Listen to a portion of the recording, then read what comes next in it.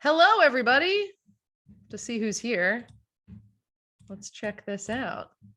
My Gram's on. Gigi coming in hot. We got Megan. We got Fabian.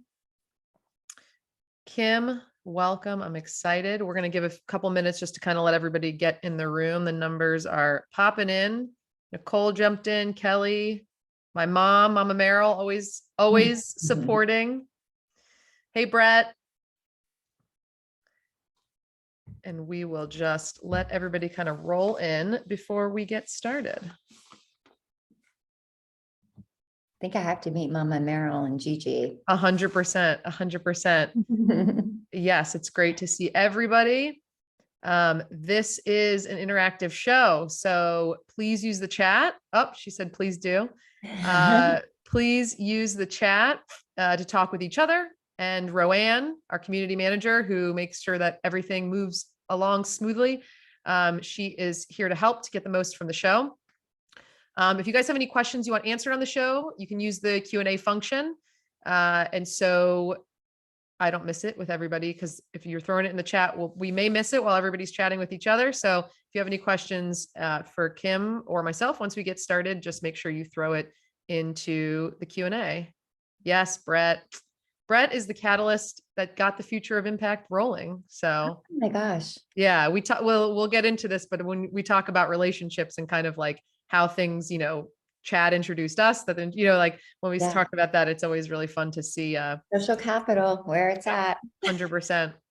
100%. All right, we'll give it 1 or 2 more minutes to let a few more people join, and then we will go ahead and get started.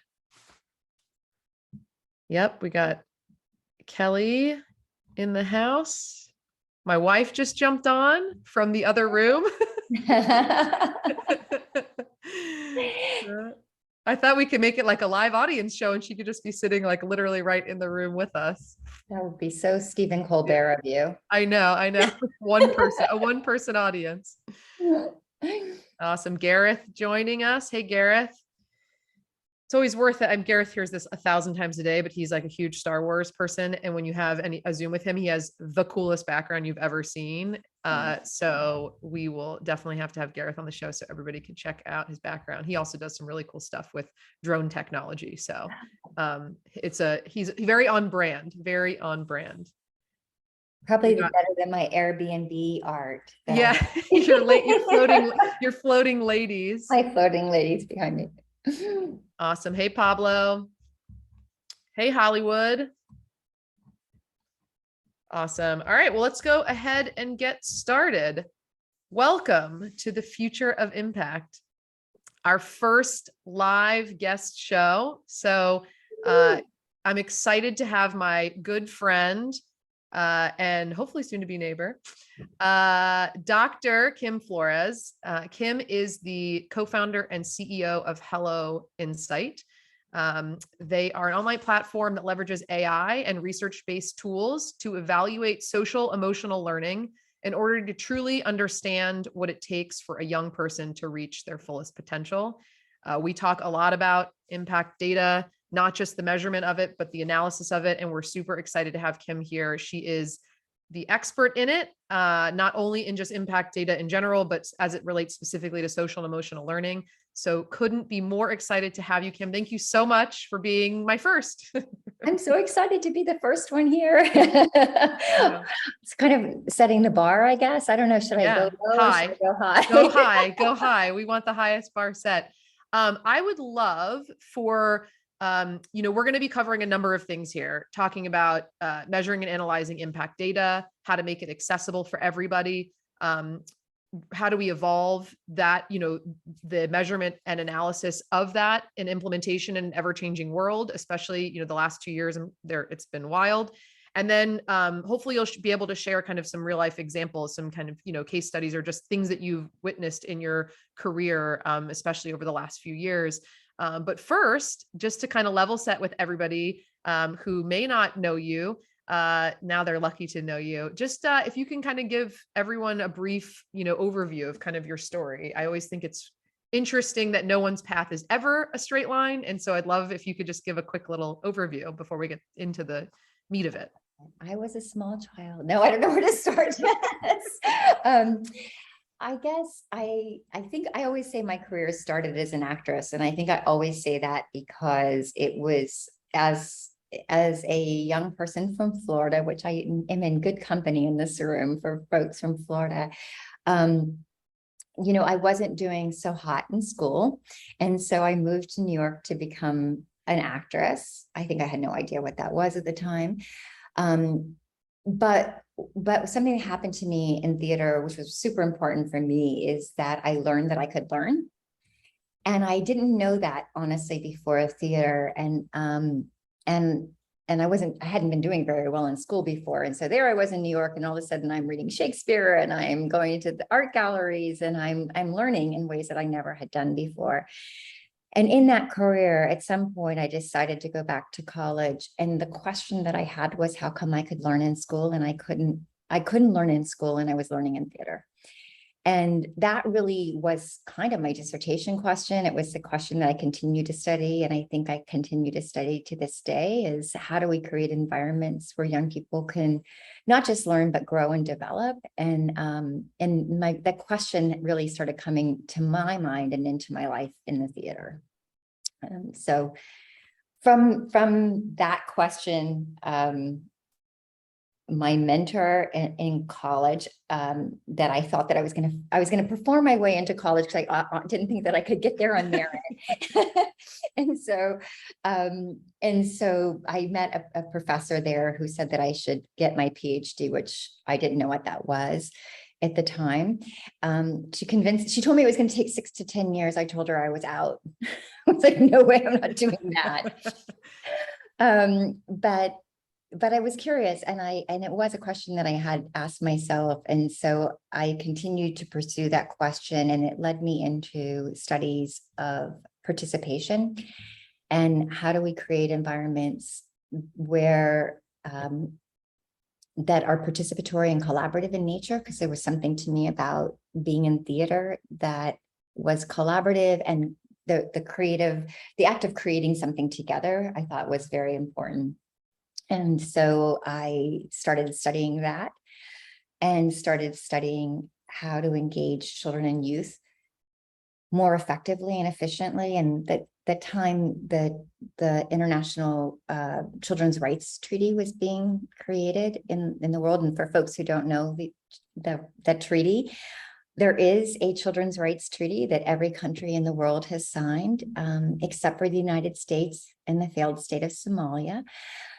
And in that treaty, there are a number of rights that are laid out, but the ones that I've worked on most often is the children's right to participate, and started looking at children's rights to participate in all the decisions that impact their life, and really looking at research and evaluation as a vehicle to engage young people in understanding the world around them and being able to make critical decisions about the world.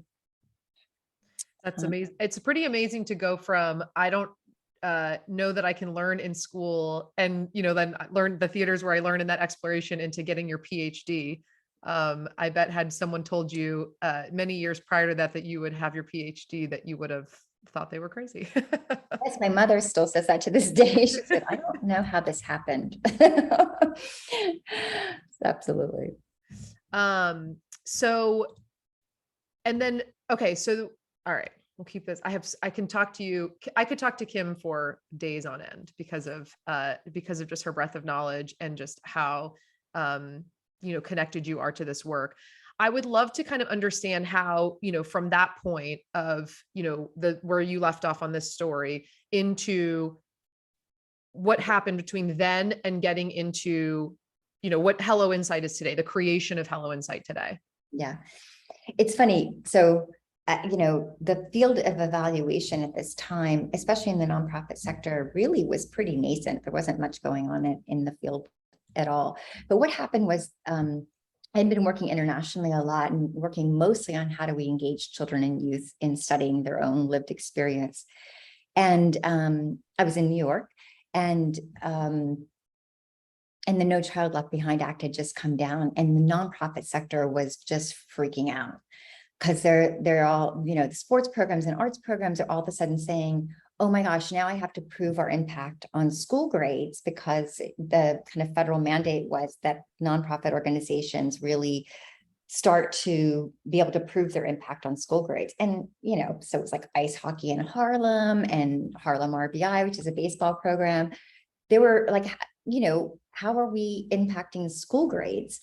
And so they were saying, great, Kim, I'm really happy that you're teaching students how to evaluate their programs, but can you please come here and help our staff, because we don't know how to evaluate our work, and we certainly don't know how to evaluate it on those on those indicators. And at that time, I think we were all thinking, like, how do we give the nonprofit sector the tools and resources they need to be able to tell their story, because we don't think that school grades is the appropriate outcome for them. Right. And, but there was no other measure, and nobody else knew what to measure, and that seemed measurable. So that's what everybody logged on to. But the idea that, that a small ice hockey program in Harlem would be able to change the trajectory of the failing school system down the block seemed kind of insane, and still feels very insane. And that kind of connected measure still happens. How long ago was that? Was that act passed? Just out of curiosity. It was in the late 90s when that happened. And what was the impetus? Like, what led them to think that, I mean, I know this is a loaded question, but like, what led them to think that that very specific metric, putting that responsibility on all organizations and their leaders what was the correlation that in their mind it was going to solve for? Well, I think that there was, now we call it the opportunity gap, but it certainly was not called that when they first identified this gap between those young people who were, doing well and succeeding in school and those that weren't. And they had this great idea that there was community organizations that could be helping to fill that gap, which was a good thought, but how they thought that could happen was different. So then they just said, oh, good, school grades, because that's what that's the end goal that we are trying to get to. That's how we're going to measure success. And so honestly, the thing that I got excited about when I started reading the literature on social emotional learning, and it was such a big aha for me, and I think for the entire sector, because the entire sector had been asked to measure school grades forever, and they've been doing so. And honestly, I mean, every study I was asked to do, which I tried to get out of most of, because I could tell just from the basic logic that they wouldn't be impacting school grades.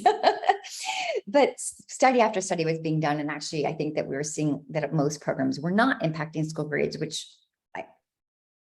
no duh, I guess. Obviously. I don't know. But it wasn't that they weren't doing good things. They were doing wonderful things, and they were supporting child's development throughout life and their whole well-being. But that's not what was being measured. So that was being left out of the equation.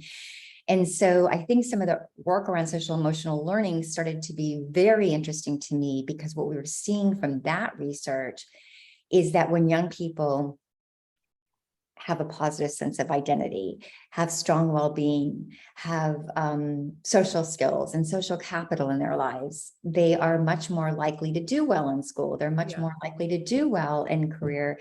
And so we could start to think about social emotional learning as a proxy for some of those things. In my mind, I think even it's more important than those things. It's cool that it leads to them, but it's really about the whole young person's development, not just their academic success, although it leads to academic success. So that was a huge new line of research that was happening in this space that opened up the door and got us out of this weird habit of measuring things that were misplaced. Yeah, I have to imagine that during that time, there had to be a gap between like the numbers had to look horrible, basically, to make it short. And so what was the scramble then from systems leaders, nonprofit leaders, people in the space studying, like what was the scramble to go, like, we identified this problem, we believe this data point, and putting that responsibility on everybody is the solution. And then I would have to imagine that the number plummeted over the next 10 or 20 years. Well, two things happened. One is that I think that we saw lots of research that said that wasn't working. I think the other thing that started happening is, that programs immediately started hiring educators from in the school. Programs, baseball programs started looking like homework help programs and having tutors there and having social workers there. And so they started kind of aligning and looking a lot more like school, and in many cases operating within side of the school, right? And most of the time with school staff. So it shaped and reshaped kind of what a traditional, and I use ice hockey in Harlem and Harlem RBBI because they were clients of mine at the time, and they were so sports focused and, didn't seemingly look like a program in the community that was going to affect school grades per se. But there were many, many arts programs that pivoted in this direction and have all kinds of homework help, because the art in itself or the sport in itself wasn't considered good enough. It needed to have a whole academic component.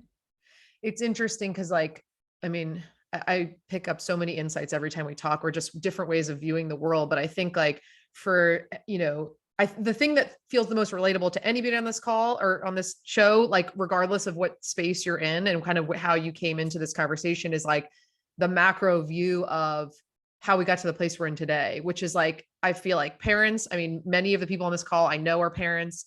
There's many nonprofit leaders on here, that this idea of when did it become that kids just weren't allowed to be kids anymore, or didn't have enough time to be kids anymore? When did homework, I was with a friend yesterday and her daughter's starting first grade. And I said, oh, so does that mean you'll start having some homework? And oh yeah, she had the entire summer, she had a packet of stuff to do.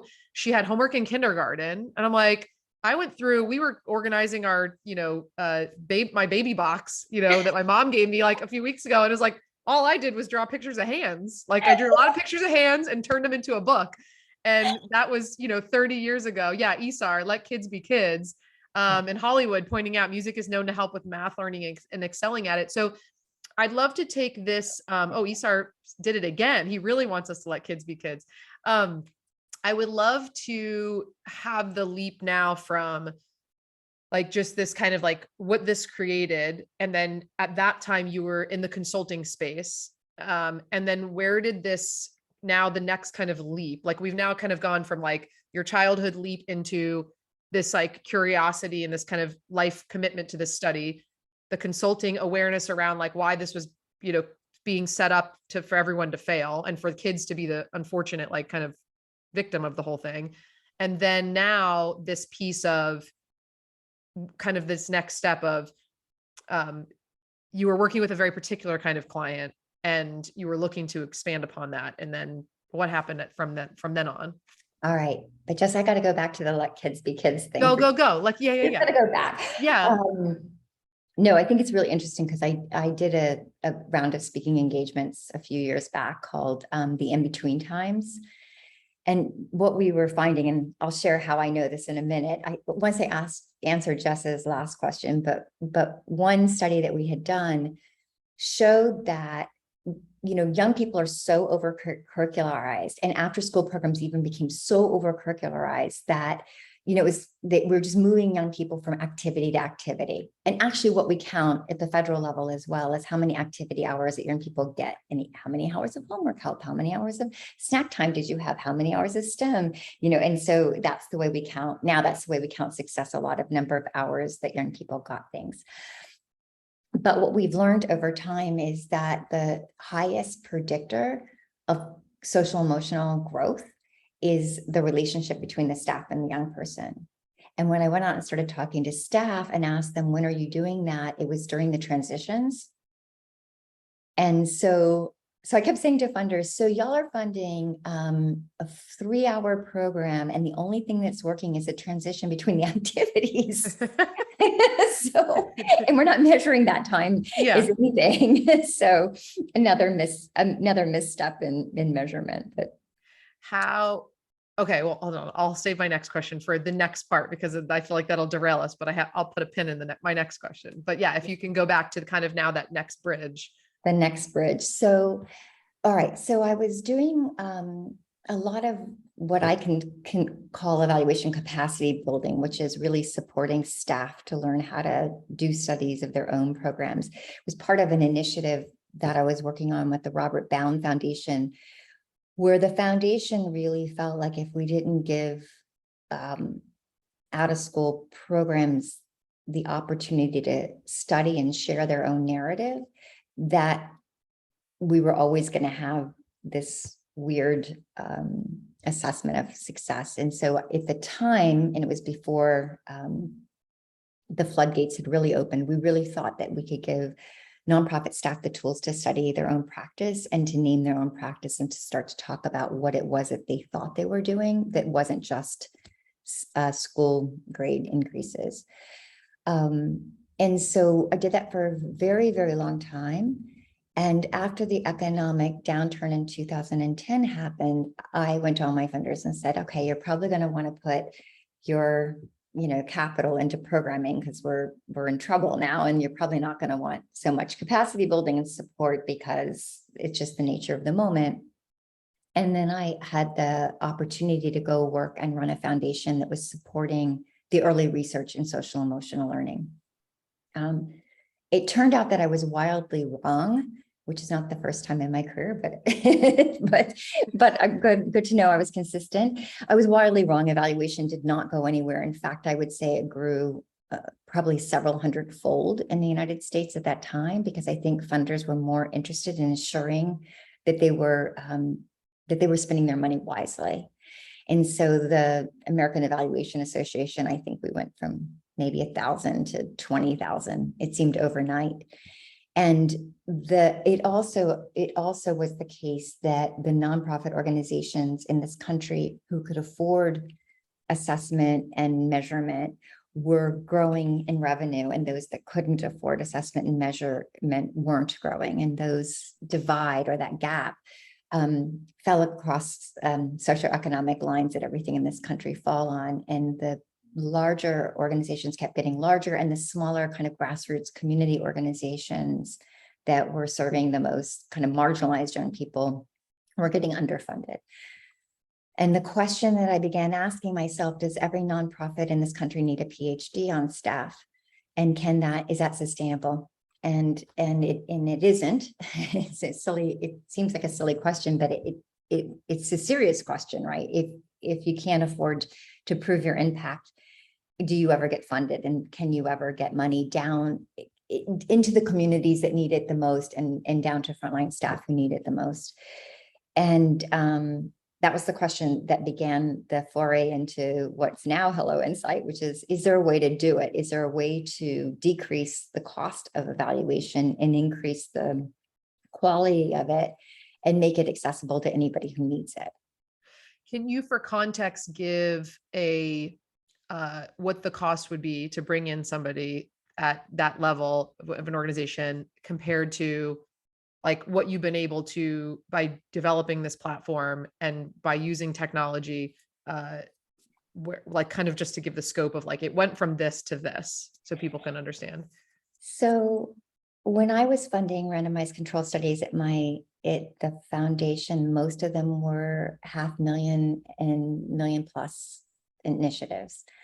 I, as an individual consultant, couldn't take anything under 6 figures anymore because I just had too much work, and the smaller ones are harder to take. Yeah.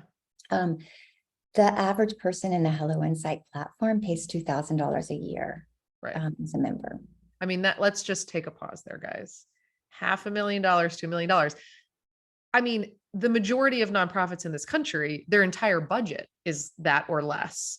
Just for, again, reference. Yeah, Nicole, exactly. Wow.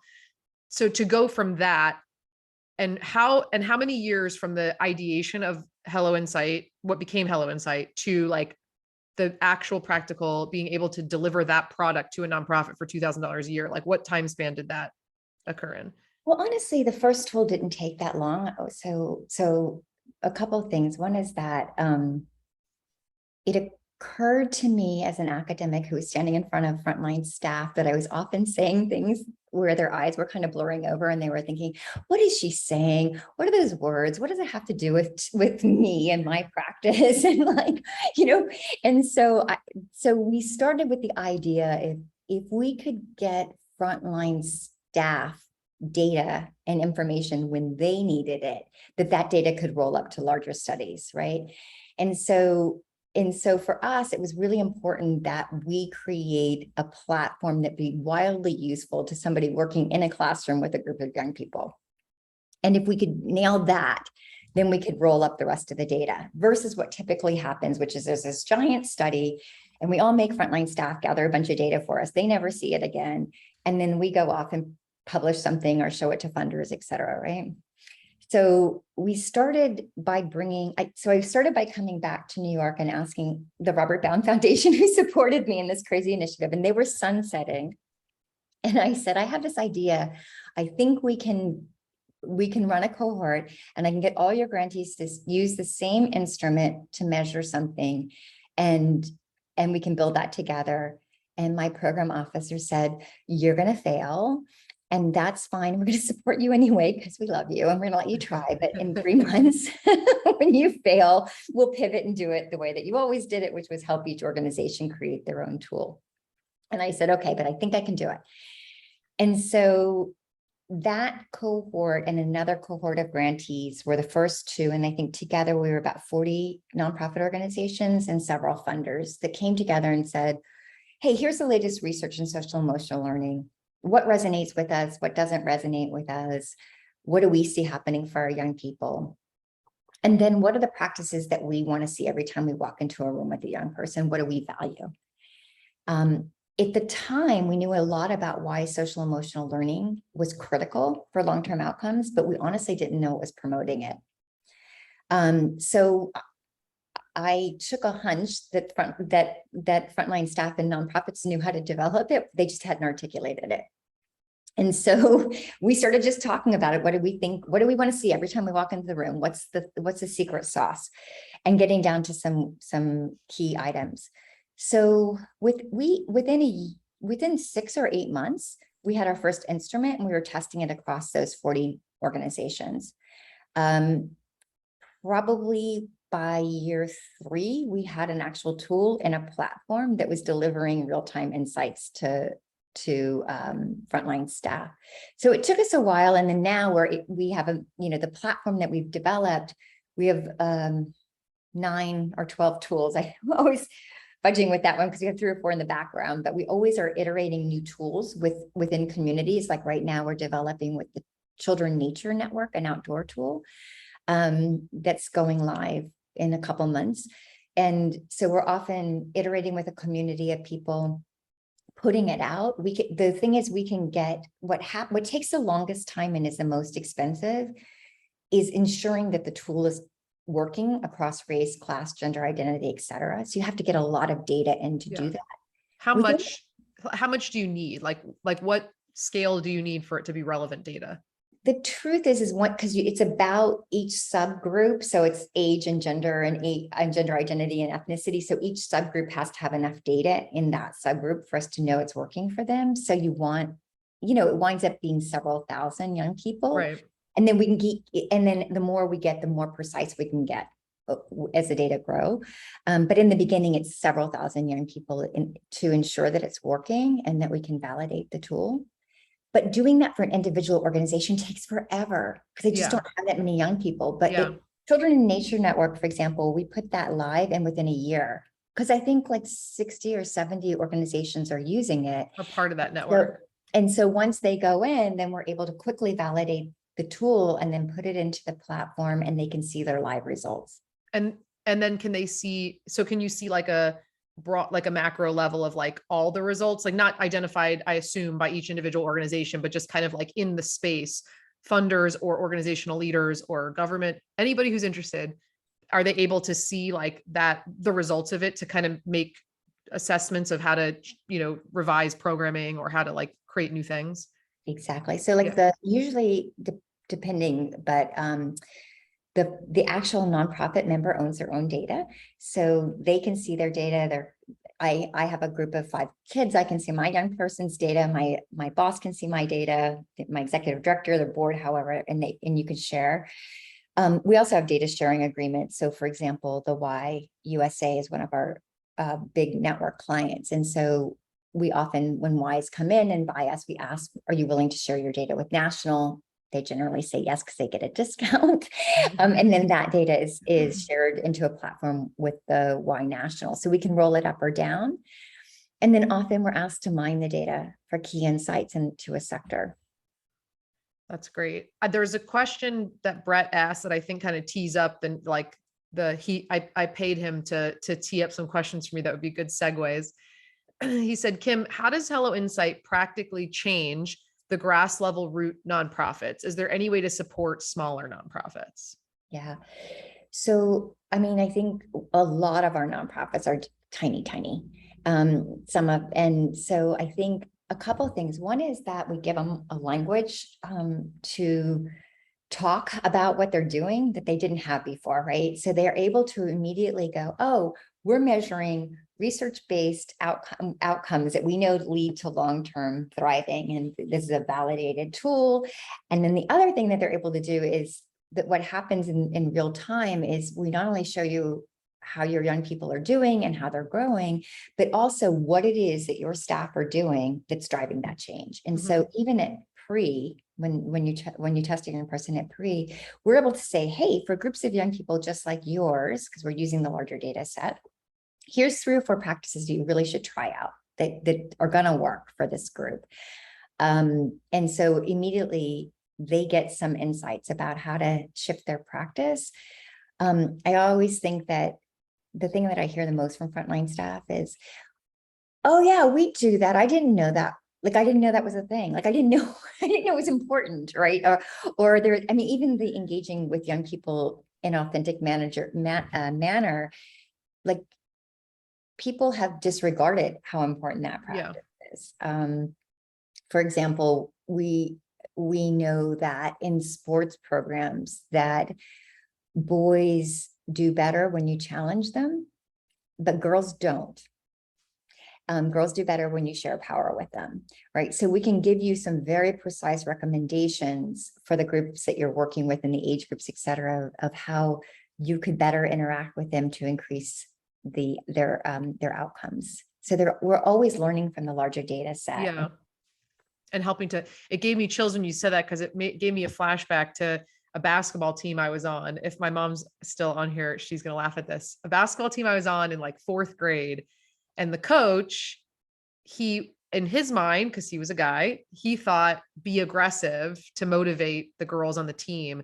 And I was miserable. Like this was the worst. And I couldn't understand, like, I have like an emotional reaction to you saying that, because it's like such a simple nuance that could like change the trajectory of, I could have been a professional basketball player, Kim. Right. If he had known that he should have shared power with me. Shared power. So true. I'm not good at that either. I'm not good when coaches are screaming at me. Yeah. And it's just like these little, and then again, you and I will joke about this kind of like, no duh, that all this money and all this effort can be thrown at all these things going on in the world, not even just as it relates to what we're talking about here. And that oftentimes it's the simplest, like no duh thing that everybody was doing. They just didn't realize or measure that was the thing that would have created the impact. Or even values. I think the question that you were asking about, how does the grassroots change? I think that actually what they're doing is often devalued. So even if you go ask a nonprofit, go talk to somebody who works in a nonprofit and ask them, what are they doing that's so exceptional? And they can't point to it, and they'll miss things that I go like, it was so cool. Like when the young people were coming into the front door, when you were all high-fiving them and saying, how was your day? And they're just like, that's what I did. Like, I didn't know that was, was a thing. Right. Yeah. And but it's important, because when you tell them, hey, did you know that's a research-based practice that's, driving probably most of the impact that you're having? It's like, oh, I didn't know that. Yeah. It's, again, it just kind of goes into like where it feels like it's these little tweaks, like if you just, if across the board, everybody was able to, not just within social emotional learning, but across everything that we have challenges within our world, just access to this data, it's just little tweaks. It's not overhauling things. It's not, like that's when we speak, I always feel so hopeful because it seems so overwhelming, some of the problems that many of the problems we face in the world today. But then when you realize that like it is, if we can just make people aware that it's simple tweaks and everybody stop focusing on these major things and just go in and like ask a kid how they're doing today. Or like you often say, like, did you eat today? Like did you get lunch at school or things like that, that it's like going back to, and I'm hopeful that our society, after all this explosion of technology that kind of separated us all, that we're kind of getting back to this like connected, like asking people and wanting to have human connection. I'd be curious if this kind of like parlays into the weird space of the past 2 years. The work that you've been doing and what changed come March 15th, like how did everything change in whatever way you want to answer that question? But in your space, like what were kind of the biggest immediate challenges, and then like biggest kind of like insights that have come out of the past 2 years? Yeah.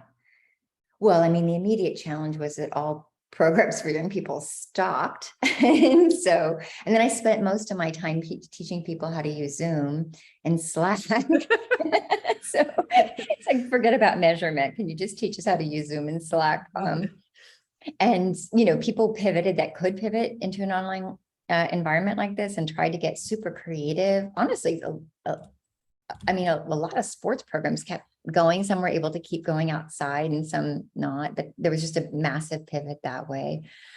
And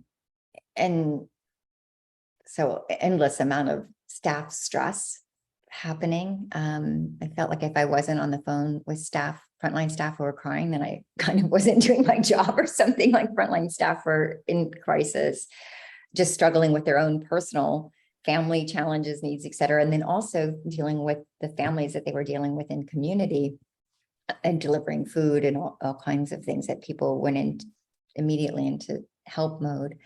And then of course, with the murder of George Floyd and everything that followed and has followed since, I think the need to we did a deep DEI and race audit of all of our tools. I think there's been some very interesting and critique around social emotional learning.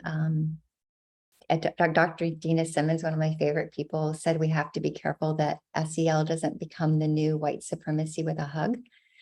I appreciate that quote a lot from her, honestly, because there are ways that we've talked about I would say it's about social emotional learning is about how we work with young people, not what we're teaching them. And so there's a little wonkiness. I think some schools have, in their desire to support young people, and no shade on that at all, but in their desire to support young people, they come up with like curriculum on social emotional learning and teaching young people on flashcards what the word empathy means. And not that I don't think that will work, but I don't think learning what the word empathy means is going to make young people more empathetic. Right. So we kind of, in some ways just took the curriculum of social emotional learning and put it into the kind of cognitive school strategy that we often do. Yeah. So there's a lot of that kind of thing happening. I'm hoping we're getting smarter around that. But in the out of school time space, I think folks always had a different approach with young people. And I think that we really had to look deeply at, we're talking about these outcomes for young people. We're not saying that if they have them or how to support them, you have to do it in community context within the cultural context of the young person. When I ask you to find out how young people are doing or what's going on for them, I mean all of them. Right. Right. One young woman said to me, my teacher asked me to check my culture at the door. And it struck me as horrific on the one hand, but also incredibly common on the other. Mm-hmm. That most teachers are asking young people to check their culture at the door. And I think what we're suggesting is that asking young people to bring their culture into the door Right. is the work, that is the development. And I think how we're promoting social emotional learning, how we're bringing the culture and the various identities of young people into space is the thing that's going to help the entire community develop, right? And I think there was just a lot of push pull around what it, and now actually interestingly on SEL, on the other hand, there's a lot of push in central part of this country that are saying SEL is the same thing as critical race theory, because people are concerned that folks are leaning too far into empathetic understanding of the other. And so that's been very much Yeah. politicized in this Can moment. I, this, how do I word this question? Okay. So the thing that I love about data is that it's just data, right? It's just reporting, as Meg would say, it's just reporting the weather.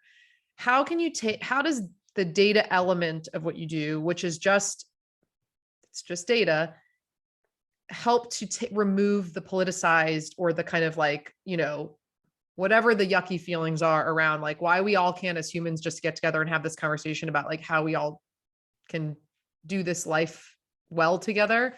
How can data like support that so that we could, like I would love to have a soundbite here on like the data just says this. And so it's not a like, because we feel this or this on either side of whatever sides everyone feels they need to run to these days. But like, what does the data show as it relates to this conversation of DEI, SEL, diversity and inclusion, and social emotional learning, or to remove acronyms? Like, can you kind of help to maybe just so people feel like, oh, okay, there can be a conversation around it that doesn't have to be politicized or be highly emotional. Yeah. Well, I mean, I think what the data is saying is clear is that if you're building a relationship with a young person, which I would argue would be impossible for you to do if you weren't including all of who they are in this space, that you're going to have stronger, healthier young people. And if you're helping young people build relationships with one another, then you're going to have stronger, healthier young people. And leaving out who young people are in that equation will affect your ability to build a relationship with them. Right. And so that's what the data say.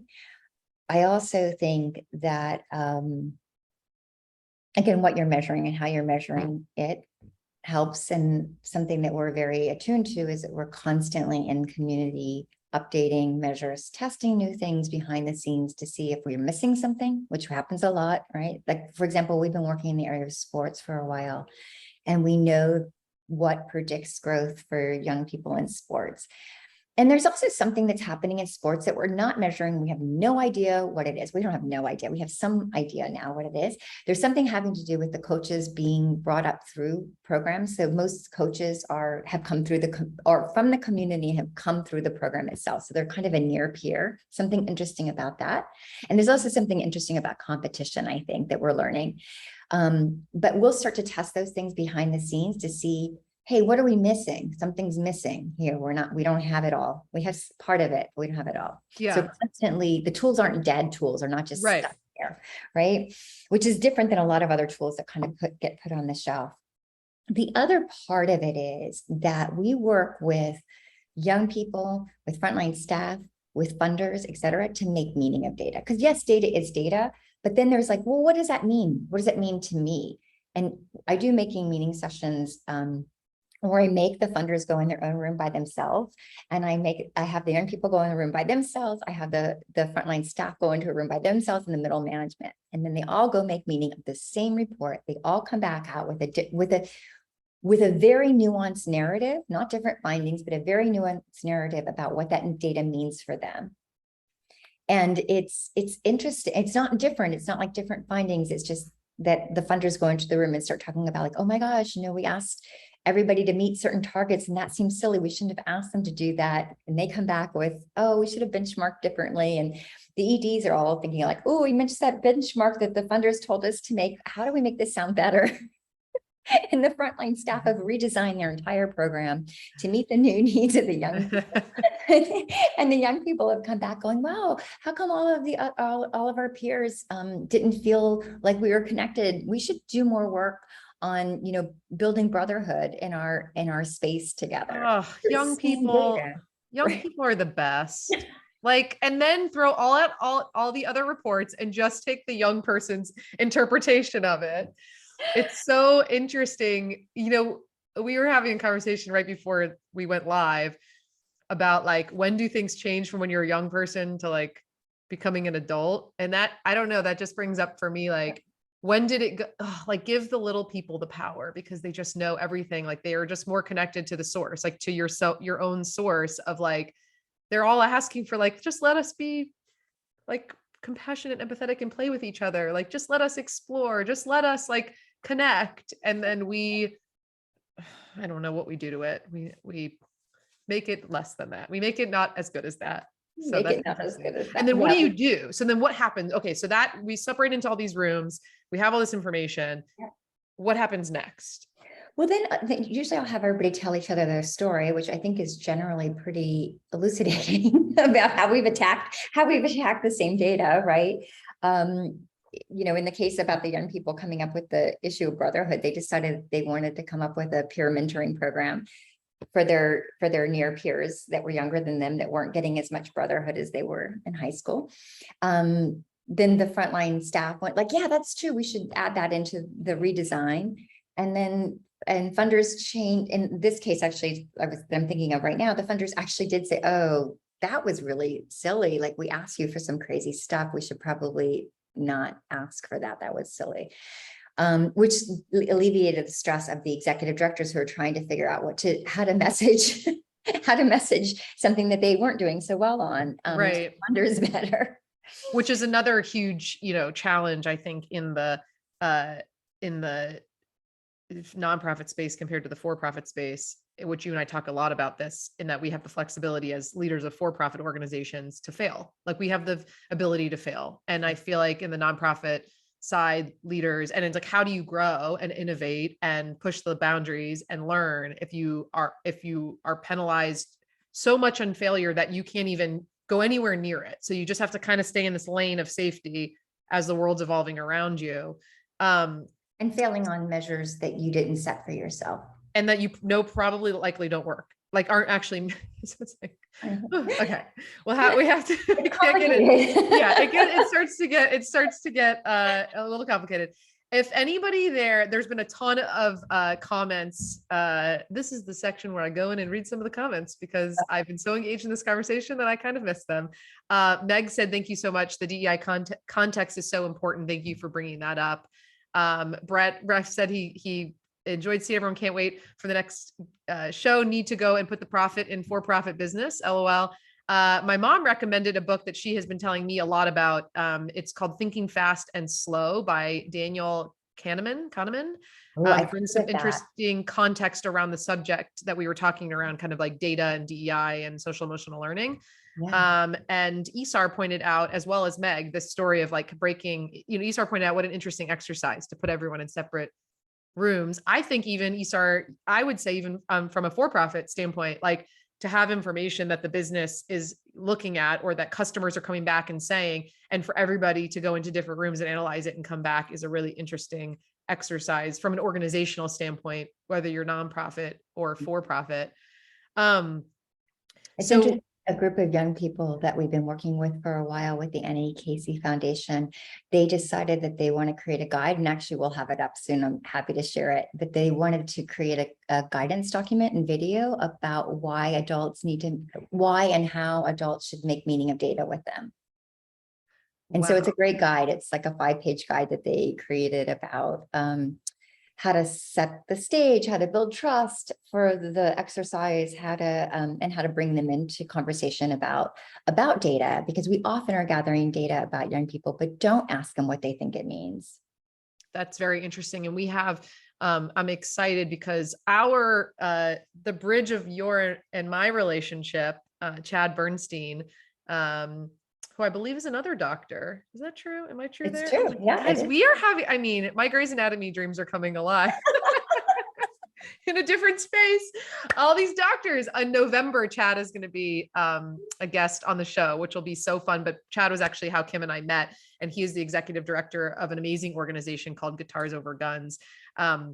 And they're, a lot of the stuff that you're bringing up, which you guys work together, so it's not surprising, is similar stuff that he shares, of just like what these, what kids, when you kind of give them the power to bring forth ideas and implement them, like what amazing things come out of that. Estar's bringing up, it's aligned with how we interview clients to really learn about their needs, interview the kids about their needs as the clients of the education system, which I think is often gets missed in that. If anybody has any questions, we will start to wrap up here soon, but I know that we've had some questions that have come up and some great chat in the chat section, but if there's any questions for Kim, please throw them in there so that we can get to them. Here we go. Let's see. Ooh, anonymous attendee. I wonder what the question is. Can your platform be used and tailored for other verticals in the nonprofit space? I'm going to say yes and no.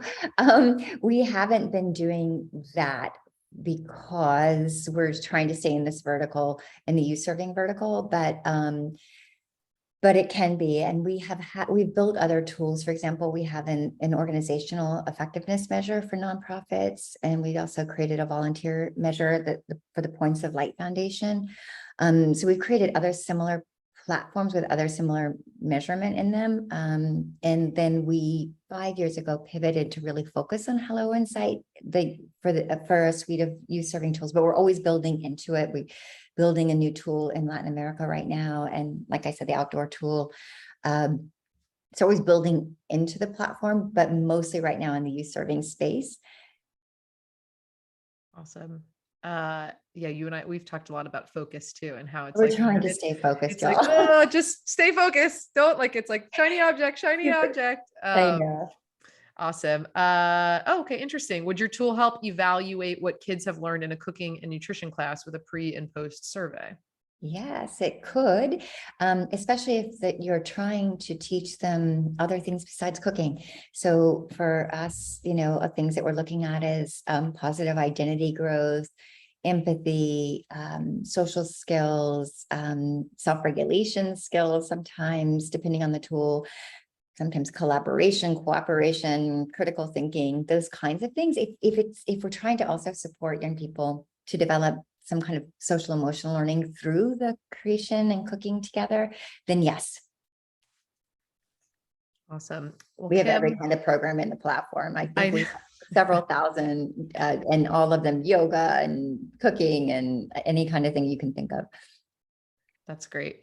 Fabian says, thank you. I would like to thank you for your time always. I just, like I said, I always am amazed by your breadth of knowledge and your passion and commitment to this industry and this field and to the young people in the world. I feel grateful to call you my friend. And I think that there were so many amazing takeaways from this conversation. My kind of, key ones are really just this macro view of like how being able to act, how the history of like what's happened in our country as it relates to with an effort to help children kind of created some challenges in doing the opposite, and how data is a great point. Measurement and analysis and implementation from those learnings of data is a great place to kind of find those, what we would call those no-duh moments, to be able to make small tweaks to organizations programming to really drive, maximum impact for the youth in our country.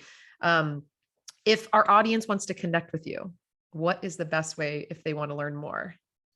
You can reach out to Kim at helloinsight.org, and I'm sure you can drop it in the chat, or I can drop it in the chat. Happy to. Yep. Roanne will get that if you either you or Roanne, but she always jumps in and is like our oh, there, or you could throw it in there. Awesome.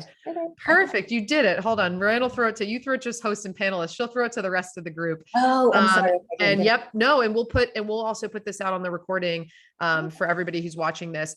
I am not sure if we were able to get this to stream on Facebook or LinkedIn or other platforms live, but if you were listening to this on a podcast or the recording session that'll get put out a week from now. Join us live the second Tuesday of every month. Then you have the opportunity to be live in a room with someone as incredible as Kim and get to ask questions.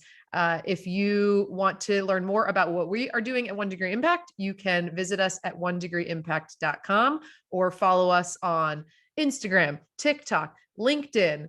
We don't dance on TikTok, but we put some cool content on there. Maybe Kim and I will do a dance. We live in Atlanta together. But thank you again, Kim. And thank you to everybody for joining us. This was an amazing conversation, and I look forward to the next one. Thank you, Jess. It was wonderful to be here. I'm so happy to be on your inaugural show. Yay. Thank you. All right. Thanks, everyone. Thanks, everyone.